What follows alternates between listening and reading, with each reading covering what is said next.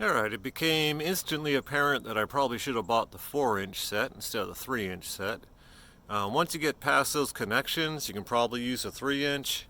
I've got everything kind of crammed in there right now, and we'll see if I can get that top cover on. Just wanted to get a quick picture of what that looks like before I cover it. Alright, I've made it to the corner. There was a pre-cut in here, or pre-notch.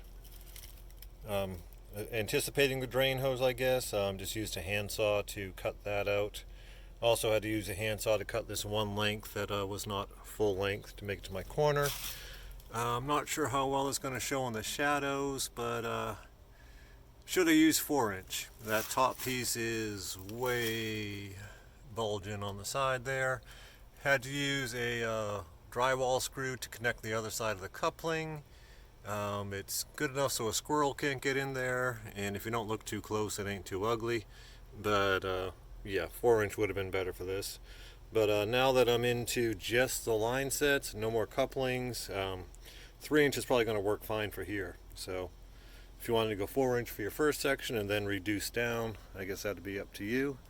And working my way over to the condenser. Alright, we have rounded the bend. These covers definitely get a whole lot easier to put on once you get past the valves, or sorry, the connections in the line set where you're connecting the inside unit to the outside unit. Once you're past that, it's pretty much smooth sailing. Even bending this pipe into a 90 wasn't bad, and dropping the drain hose out the bottom. So it's sucking less from this point forward until I get to that curly bit there, but oh well, keep it moving. Quick install tip, because I've already made this mistake like twice and had to redo it.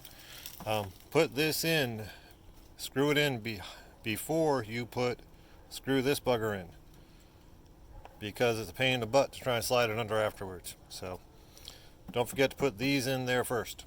Bye. Alright, we're getting there. This is one of those projects, by the time you figure out the easy way to do it, you're pretty much done. I had to put a bit of a slope down here, which because I had to get underneath the condensing unit.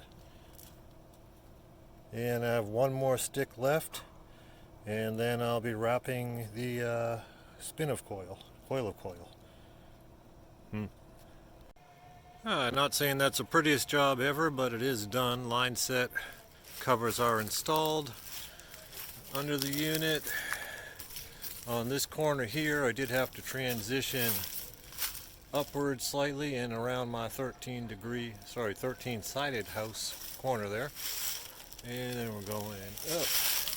Got all my ham radio wires here, which hopefully won't blow up the AC unit. And you probably can't even see that because it's in the shadows. Going into the house. Mission accomplished. And my little drain line